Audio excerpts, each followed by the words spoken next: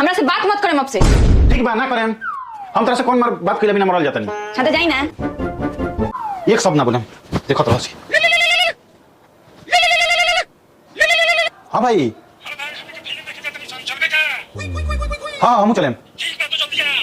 ठीक बा आवत नहीं।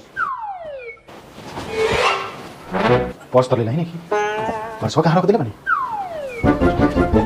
ए हो हमारा पर्स ना इनका से ना पूछे हमरा एक शब्द नहीं बोले इनका से।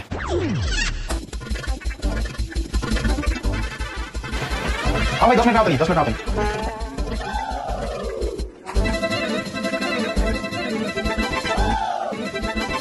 हमारा पर्स कहाँ चल गई।